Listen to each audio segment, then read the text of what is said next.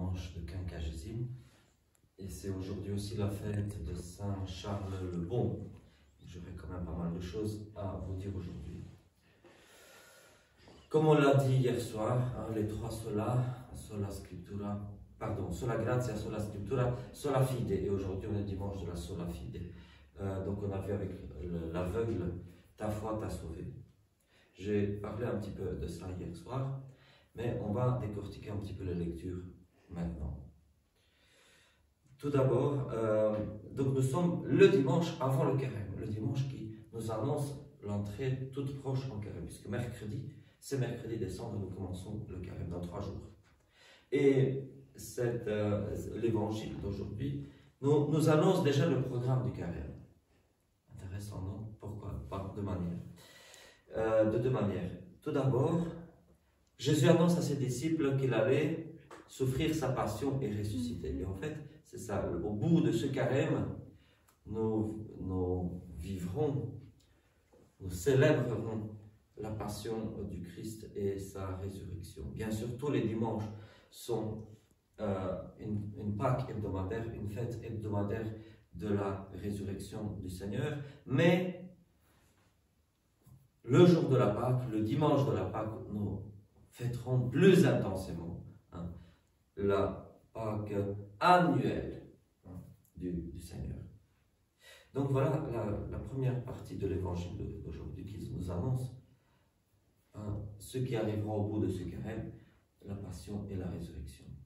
Très bien, mais il y a une autre chose, l'évangile de l'aveugle. L'un des noms du baptême dans le Nouveau Testament, ce n'est pas que baptême, mais un autre nom, c'est l'illumination. C'est comme ça que le baptême est appelé plusieurs fois dans le Nouveau Testament, l'illumination. Parce qu'on considère que celui qui n'est pas encore baptisé est comme aveugle devant les choses de Dieu. Et après ça, il reçoit la catéchèse et puis il reçoit l'illumination du baptême.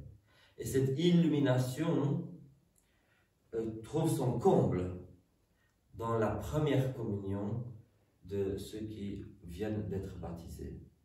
C'est en communion pour la première fois qu'ils voient la lumière véritable du Christ.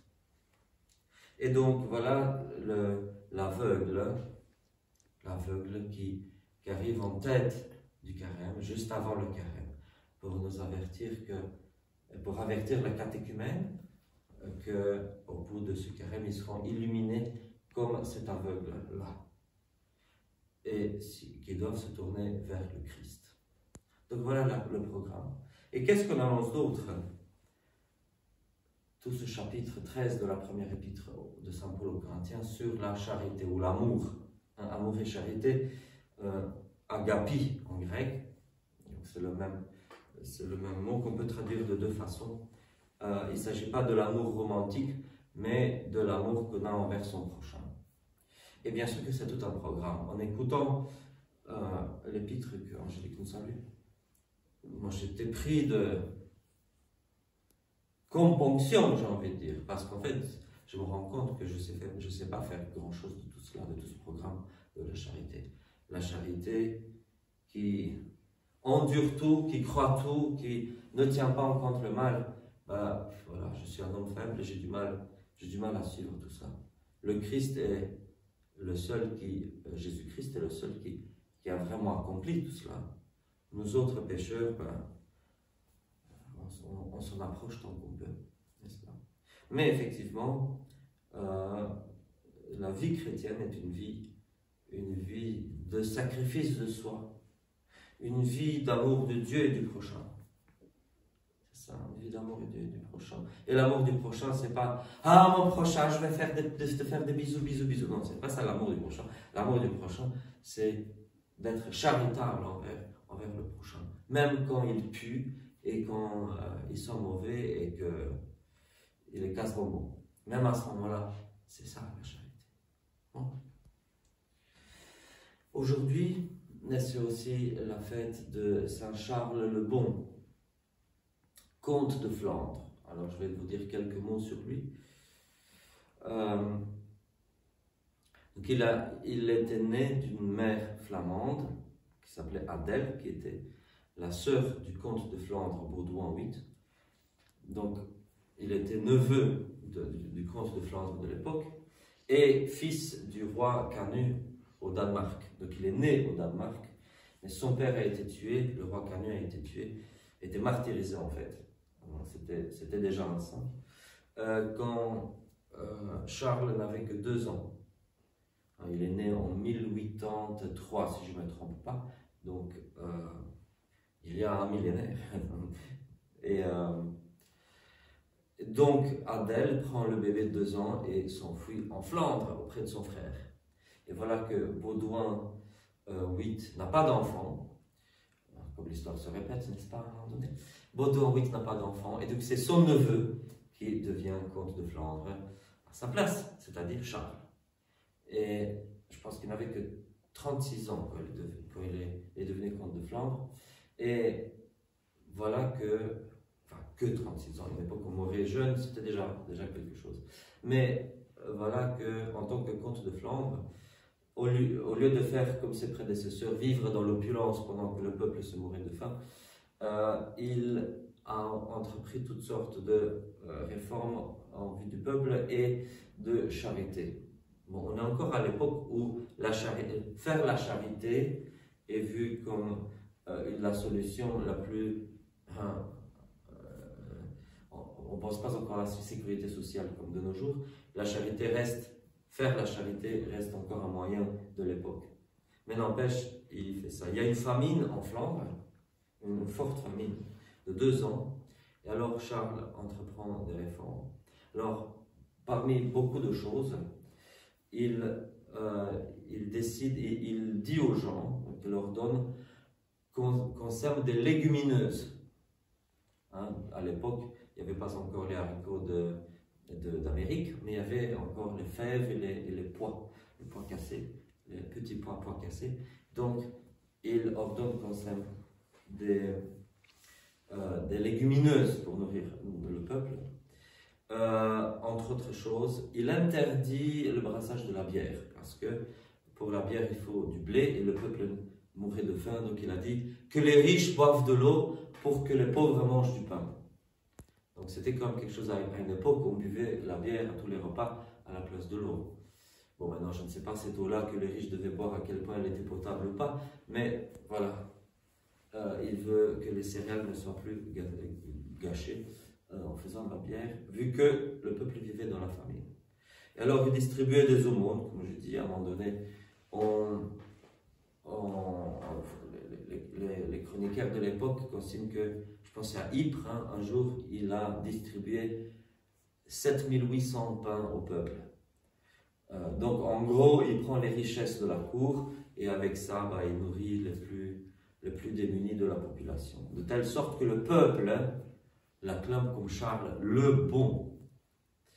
Mais alors ce qu'il fait, c'est qu'il diminue aussi les rentes que les paysans devaient payer aux riches. Hein. Donc je fais un petit rappel pour ceux qui ne connaissent pas. Donc à cette époque-là, le petit peuple n'avait pas de terres agricoles, pas beaucoup en tout cas. Et donc pour la plupart du temps, c'était les riches qui avaient les terres et les pauvres travaillaient sur les terres des riches. Et donc ils devaient donner une partie de la récolte aux propriétaires. Et donc Saint Charles le Bon dit, bon, on va diminuer pour que le peuple ait plus de récolte pour se nourrir.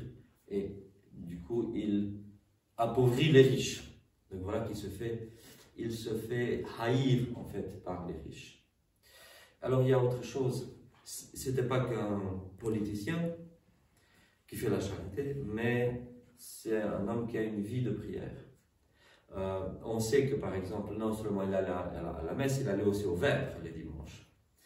On note le cas d'un père abbé de je ne sais plus quel monastère qui arrive à la cour le 6 janvier, le jour de l'épiphanie, pour se plaindre au comte à cause d'une injustice que quelqu'un lui aurait faite. Et Charles le réprimande en disant, mais tu es père abbé, qu'est-ce que tu fais ici le jour même de l'épiphanie? C'est une grande fête, tu devrais être en prière dans ton abbaye, et toi tu viens ici le jour de fête, au lieu de participer aux offices liturgiques, tu viens m'importuner avec ça. On a le cas d'une femme qui le voit au Vêpres, je pense à Gand ou à Bruges, il le voit à l'église pendant les Vêpres, et elle vient se plaindre à quelqu'un qui m'a volé ma vache, en plein milieu des Vêpres. Elle lui dit, mais on est en prière, tu ne peux pas me déranger pendant les prières, je te rendrai justice après les Vêpres. Non. Alors lui, il lui donne son manteau, disant, prends ça en gage, et tu verras que je te retrouverai ta vache et tout ça. Enfin bon, après il lui rend justice et tout ça, mais pour dire que les gens l'importunaient, même pendant les offices religieux, pour des choses ainsi. Et à un moment donné, il se trouve à Bruges, je crois, et il était prosterné en prière, de nouveau pendant les Vêpres, et quelqu'un vient et, avec une hache, lui tranche la tête, alors qu'il est en prière. Donc le voilà, il meurt en prière, et c'est un homme qui a été martyrisé. Certains pourraient dire, ah, c'est pas un vrai martyr parce qu'il n'a pas donné sa vie pour le Christ, en confessant le nom du Christ. Mais on peut dire qu'il a donné sa vie parce qu'il a sauvé par sa charité, par ses réformes agraires. Il a sauvé de la mort pas mal de gens, et c'est à cause justement de cette charité chrétienne que lui, il a été finalement tué par les riches. C'est drôle comment, c'est une magnifique coïncidence, Dieu arrange bien les choses parfois, puisque c'est un peu un hasard que la fête de Saint Charles le Bon tombe le même jour que le dimanche de Quinquagésime, où on a lu l'hymne à la charité. Alors c'était justement un homme plein de charité et un homme de prière. Alors, aujourd'hui, au matines, on n'a pas célébré les matines, mais je vous dis quand même ce qu'on lit au matines. Au dimanche de Quinquagésime, on lit le sacrifice d'Abraham. Vous savez, Abraham qui prend son fils Jacob, qui l'amène sur le mont Moria, qui est la future Jérusalem, et qui pense que Dieu lui demande de le sacrifier sur l'autel, et finalement l'ange lui apparaît et il ne sacrifie plus Isaac parce que Dieu voulait juste voir sa foi. Et c'est ça qui est lu au matin du dimanche du Quinquagésime, et c'est à nouveau une annonce du temps de la Passion qui va arriver au terme de ce carême. Il y a encore 3 jours de réjouissance aujourd'hui, puis lundi, puis mardi, donc les trois derniers jours de carnaval, pendant lesquels on se réjouit, et puis commence le carême. J'ai parlé dans le passé, il y a quelques jours, je vous ai parlé de ce que c'est que le jeûne, avec un accent circonflexe. Maintenant, je vais vous parler de l'abstinence, parce que l'abstinence est aussi une chose qui est très liée au carême. C'est lié au jeûne, mais ce n'est pas identique au jeûne, ni en intensité, ni dans l'intention. Alors, pour être honnête avec vous, pendant longtemps, je pense que je ne savais pas quelle était la vraie signification du jeûne, de l'abstinence. Je croyais être juste comme un jeûne de deuxième catégorie. Et dans certaines langues, comme les langues slaves par exemple, on utilise le même mot pour les deux, et c'est dommage parce que ce sont deux choses totalement différentes, quoique liées un peu entre elles. Qu'est-ce que l'abstinence?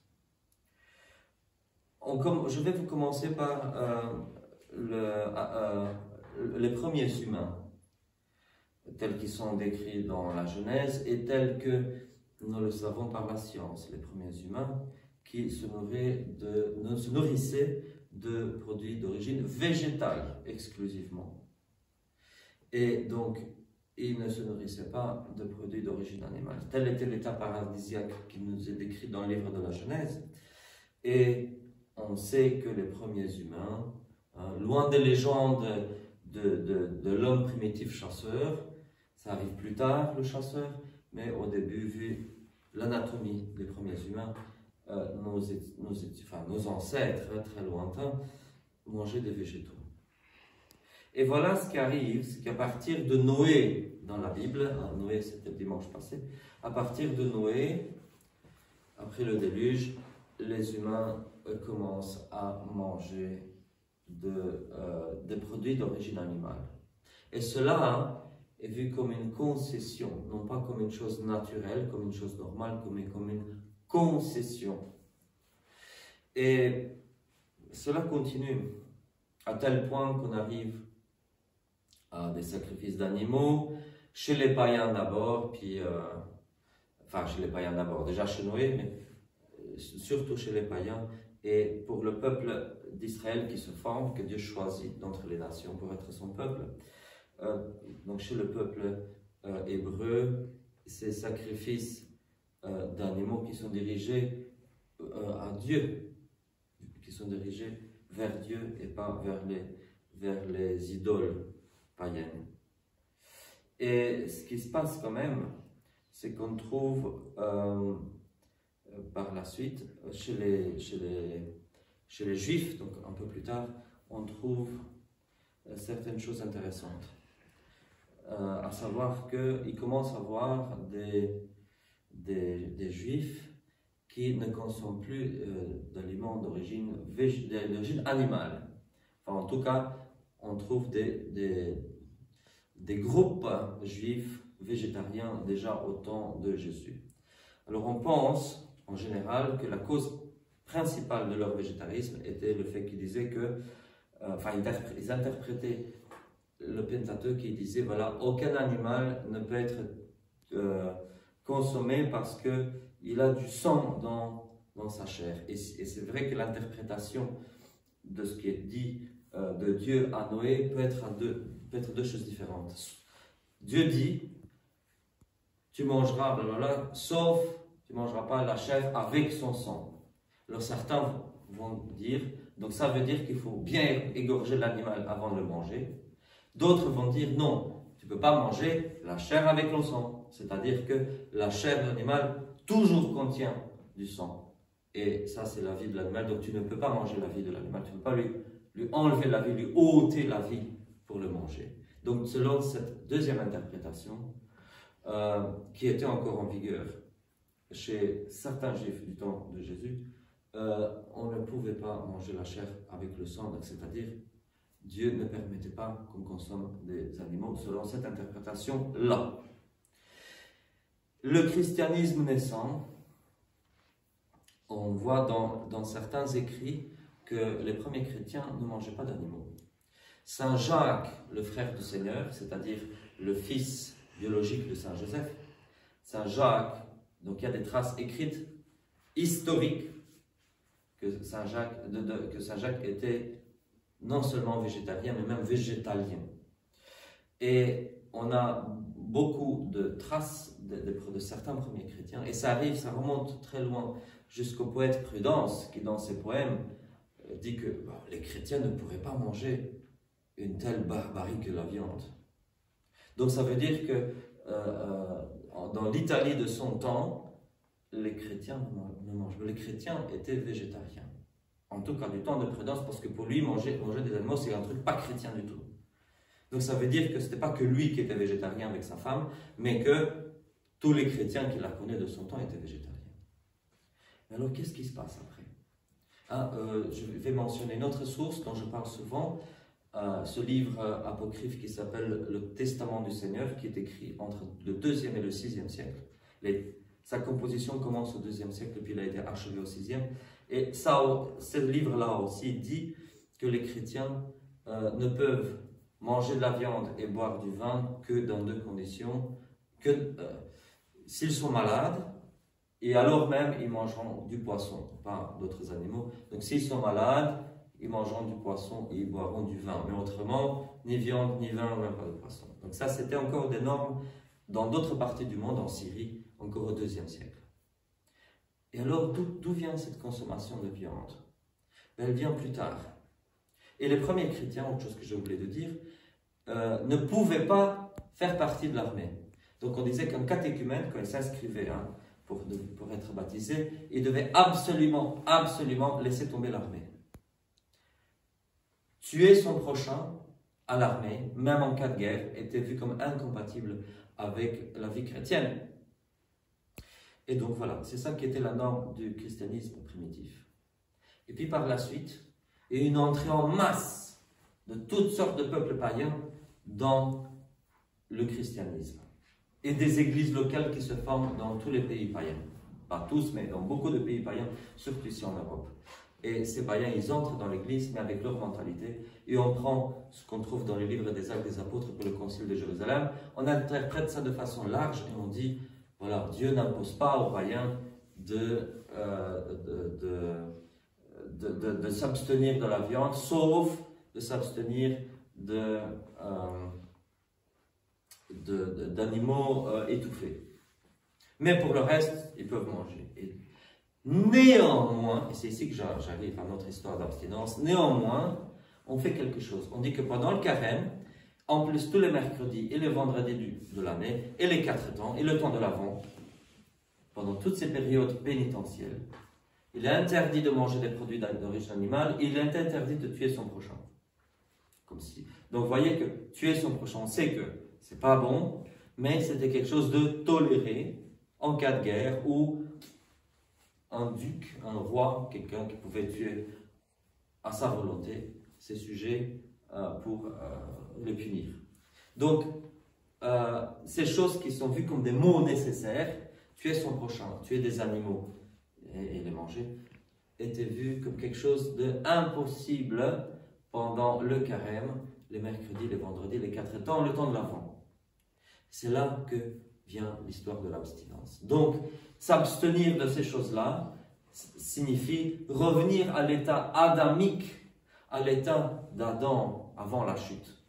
Et donc, s'abstenir pour revenir en arrière, pour revenir à cet état du paradis. C'est ça qui a été fait comme abstinence.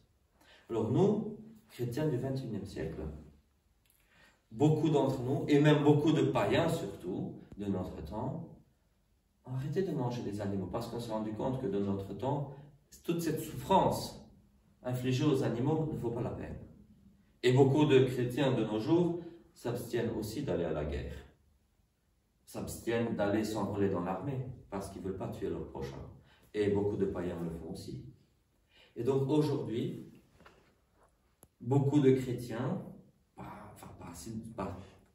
va dire certains chrétiens et beaucoup de païens, observent cette abstinence, déjà, dans la vie de tous les jours, pas qu'en carême. Pas qu'en carême, pas que pendant les 4 temps. Donc, ce qui était fait, ce qui était vu pendant tout un temps comme quelque chose de spécifique en carême et aux autres temps pénitentiels, maintenant, il y a des gens qui l'observent toute leur vie. Et c'est la chose normale, la plus normale à faire. Alors, du coup, certains vont dire, ah, mais alors, qu'est-ce que je vais faire en carême? Si en carême, si de toute façon je suis végétalien dans la vie de tous les jours, qu'est-ce qu'il me faut encore pour faire en carême? Bien sûr, il y a le jeûne, il n'est pas obligatoire quand même de jeûner tous les jours du carême, d'accord, j'en conviens, mais je pense aussi que ces petites manières du XXe siècle, début du XXIe, ces petites manières, je m'abstiens de chocolat, je m'abstiens de... Ce sont des conneries. Excusez-moi de le dire comme ça, ce sont des conneries. Dieu ne demande pas des petits sacrifices. Parce qu'il y a un seul sacrifice, celui du Christ sur la croix. Dieu n'a rien à ficher de nos petits sacrifices à la con. Dieu n'a rien à ficher de tout ça. Donc, dire je m'abstiens de chocolat, je m'abstiens de petites... Qu'est-ce que je vais... À quoi vais-je renoncer en carême pour certains vont dire, ah, je vais faire ma mortification personnelle ou mon ascèse personnelle. Tu veux de l'ascèse? Jeûne. Jeûne. Que celui qui veut faire l'ascèse en carême, jeûne, c'est ça. Et le mieux à faire en carême, on jeûne en semaine, pas jamais le dimanche, mais on jeûne en semaine. Et puis le soir, on participe à l'Eucharistie et on communie et on rend le jeûne par la réception du corps et du sang du Christ. Mais voilà, pour ceux qui vivent cette abstinence toute l'année, Dieu ne demande pas à dire « Ah, je vais faire abstinence, je mange plus que des patates avec de l'ail et de l'huile, parce que je fais abstinence. » Ou comme disaient certains ermites au VIe siècle, « Ah, moi je vais manger juste du pain et du sel et de l'eau. » Non, parce que ça, à nouveau, ça ne va servir à rien. Si je fais abstinence, que ce soit en carême ou pendant toute l'année, je fais attention pour avoir mon apport de protéines, végétales bien sûr. Je fais attention pour avoir mes légumes, pour avoir mes vitamines, mes fruits, et avoir une nourriture équilibrée. Et pas seulement dire « Ah, je me mortifie, je mange plus que de ça ». Ou j'ai encore entendu quelqu'un d'autre qui disait autre chose il y a des années. « Ah, maintenant, pendant le carême, moi, je renonce à beaucoup de choses, je mange plus que du chocolat. » Ça non plus, c'est pas très équilibré. Et voilà, donc ça, c'est pour l'abstinence. Les chrétiens qui ne sont pas encore arrivés à ce stade du végétalisme, ben voilà, le carême, c'est l'occasion idéale. Et c'est l'occasion idéale de faire ça, ne fût-ce que pendant le carême.